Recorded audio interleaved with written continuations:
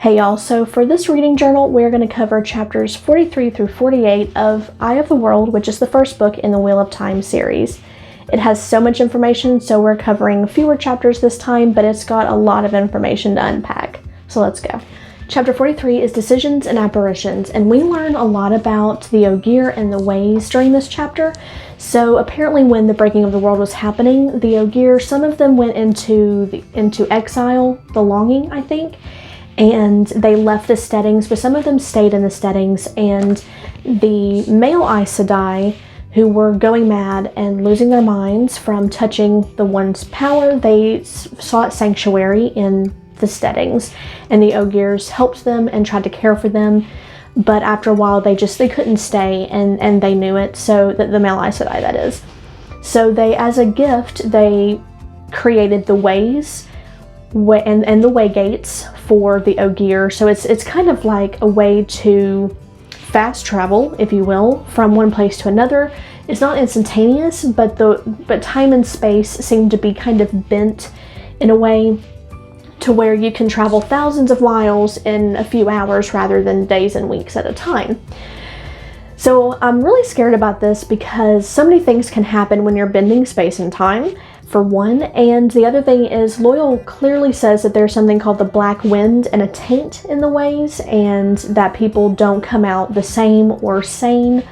They come out terrified. They're not the same anymore, and some of them aren't even really coherent people anymore, so that's a little terrifying. We learn that Moiraine is for sure a blue Aja, which I'd kind of already suspected because she wore blue, but it is nice to hear her say it, that she's a blue Aja. So Egwene at this point she asks about Elaine again, and Rand just decides to tell her the truth. She's the princess, and Egwene thinks he's lying and just decides she's not going to talk to him anymore because he's being ridiculous, and just turns around and leaves him, and he just lets her go. I don't know, I find it kind of weird that he doesn't at least try to say, I'm telling the truth. I'm not sure why you don't believe me, but I am telling the truth. I think it's weird that he just lets her go without trying to defend himself at least once, where, if he did try to say, hey, I'm telling the truth, and if she still thought he was lying, I could understand him just letting her go, because who wants to argue with Egwene? But I just kind of chalk that up to their ages and not really sure how to handle each other yet. In their dreams, the Dark One has 3 little figurines, and he's slowly filling in more and more information about each of the 3 of these boys, and Matt picks up one in his dream, so like it actually has Matt's face.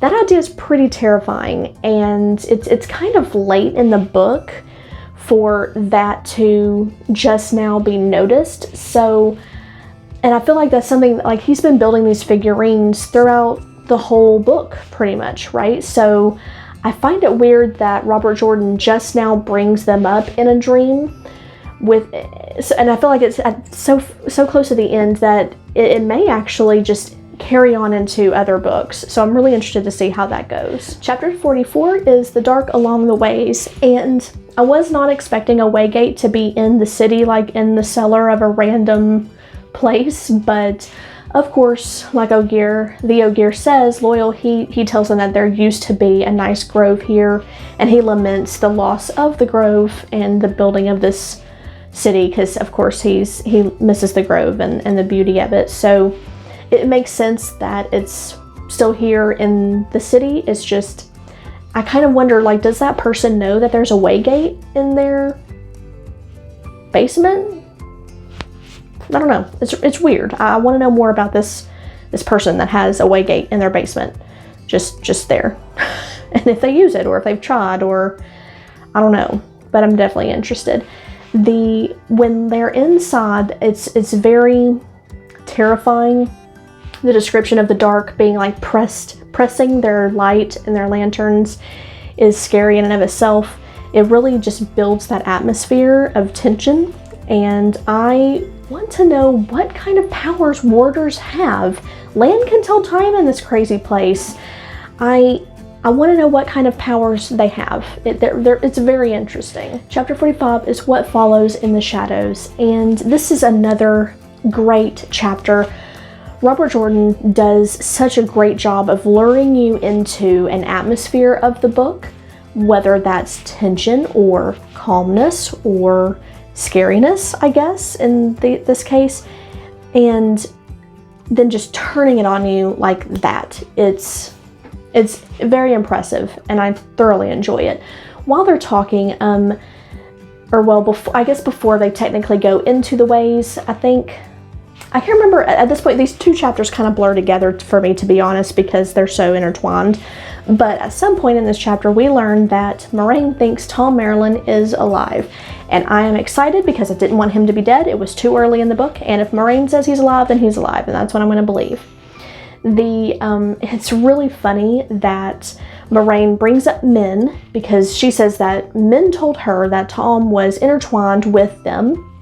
And Matt makes a really snide comment about Min looking at Rand, and Rand is immediately kind of like, why would you say that? And then Egwene is extremely jealous. You know, you can tell she's jealous, and I find it so funny because at that point when she shows her jealousy, Perrin just nonchalantly brings up Aram, and Egwene gets extremely upset, and I call her a little hypocrite because she gets so upset at Perrin bringing up the fact that she was dancing with Aram. And I know they're young, and it's just all in good fun whenever I say that, but it's cute to kind of see them try to navigate this new relationship that they're in, these new pressures on that relationship, because everything that they thought was true is no longer going to happen. They don't know what's going to happen. They don't even know if they're going to live through this. So it's a very interesting dynamic that I'm enjoying for sure. Loyal he's having a lot of problems with his guilt. He feels extremely guilty about bringing them here. And at the end of the chapter, Rand remembers there's not supposed to be wind here, but I'm hearing wind. And so that's what I'm talking about, where Robert Jordan lures you into, at this point, it's kind of calming. Like, I know that they're in a terrifying place, but it's just, you can feel the oppression of the light all around you. And yes, that's scary, but it's also it's just a very calming anxiety that you get when you're reading this. And then as soon as Rand realizes that there's not supposed to be wind, and they are running, like it's just in an instant, on a dime, they are running. And that's what I'm talking about, where his atmospheres just change so fast. And I love it. It was so great. And it's really creepy whenever it's said that the black wind that steals souls, that's terrifying. But they make it out safely, and that's all that counts. Chapter 46 is Faldara, because they finally arrive in Faldara, they escape the ways, and that's where they end up. We learn a lot about Lan in this chapter.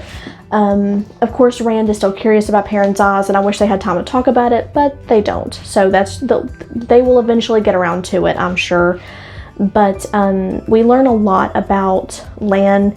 He turns out to be a king of Malkir, and he's known as the Golden Crane, Lord of the Seven Towers. His land was swallowed up by the Blight. It's quite cool, which, I mean, we always knew that land was important and powerful. I just didn't quite know, how high that level went. I really hope that he gets some semblance of his kingdom back at the end of all this. And here, Loyal is actually treated with respect. It's really nice to see him treated with that respect rather than just being screamed at or ran from or chased after by a mob. It's really nice to see people know what he is and who he is and what he represents. But we also learned that Padan Fain is a dark friend, and I knew it, but it was quite surprising to find out that he'd been a dark friend for so long. And it just really goes to show that when you try to fight the Dark One, it doesn't go well for you. It really doesn't. And that's quite scary for our group, because obviously that's all they're doing is fighting him. And they have this to look forward to.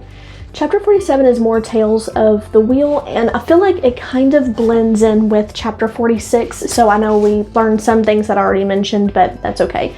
We also learn that Lan's family was betrayed, and I feel like that makes it even worse, but that does remind me, because they talk about Lan, like his parents give him his sword as he's an infant, and that goes back to, I remembered Min's, I don't know what they're called, whatever she saw around them, the icons that she saw.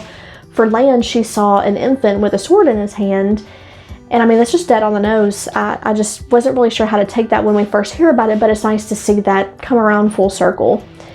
What's a funny thing that happened in this chapter is Matt just casually mentions marrying someone from the traveling people as though it's a joke. And you can tell Egwene is automatically a little annoyed or offended that Matt says that, but because Matt wasn't with Egwene, he doesn't know about anything that happened with Egwene and Aram when her and Perrin were with the traveling people. So I kind of find it funny that Matt still has his own prejudice about the traveling people, and he just casually throws out this comment like marrying someone from the traveling people. It's just a crazy, dumb idea, you know, and coming from Matt, I think it makes it even worse. And in this chapter, Moraine also tells Rand that what is done in dreams can be more dangerous than what is done when awake. And that's also kind of terrifying. I feel like that is really going to come back to play in future books. I think it's going to come back to play. She said that for a reason, and I just don't know what that reason is yet, but it's going to come back to bite one of the three boys in their ass is pretty much what is going to happen for sure. Something else that's interesting that we learned from Padan Fain is that the Black Wind fled from him, which is terrifying. Once again, we are talking about multiple evils in this world that are afraid of each other almost, because if you think back to, was it Share Ghul? No, it wasn't Share Ghul. The Empty City where Matt got his dagger. I can't remember, and I don't want to try to look through my notes right now, but when they were in that city, there was that evil there from More Death, and the Trollocs are afraid to go in there, and then now this Black Wind is also supposed to be this evil entity. It steals souls, and it's afraid of Padan Fain, who's been touched by the Dark One. So there's all these different evil layers going on in the world, and some things are afraid of others. It's not all necessarily intertwined together, and I feel like that's going to be very interesting because it gives us multiple enemies to deal with, and when you're talking about a 15-book series at this point, I would be really surprised if our only villain, our only, antagonist in these 15 books would just be the Dark One. Of course, we've been dealing with Dark Friends along the way, but this also, after a while, that would just get kind of tiring. It's the same old, same old. So I think having multiple forces that are all evil and don't necessarily work together, I think that's going to create a lot of conflict and originality in the series that I'm really looking for in the future. Chapter 48 is the Blight, and this whole place sounds absolutely terrifying. The world is practically trying to eat them, and it's just full of decay and terror. So Moraine does this bending when they stop to rest, and the three of them kind of get lost and they're suddenly alone, but then they walk forward and everybody's there. I had to reread that part a couple times. It was written kind of weird for me because I didn't catch what was happening. Like I said, RJ he does stuff so fast sometimes that I'm like, wait, what just happened? And I have to go back and reread a couple sentences because it kind of catches you off guard.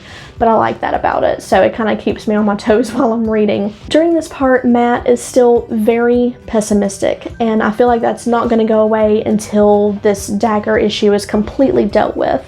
And I feel really bad for him because he can't help it. He really, at this point, he can't stop it, I feel like, but he can tell that everyone else around him is getting annoyed by him, and I just feel really bad for him. It's quite sad. In this chapter, we have two very sweet romantic moments, and one of them is between Rand and Egwene, and Egwene is kind of being hopeful about their future, and she tells Rand that she wants him to be her warder, and, asks if he's going to come with her, and he says, yes, I will be your warder, I will come with you.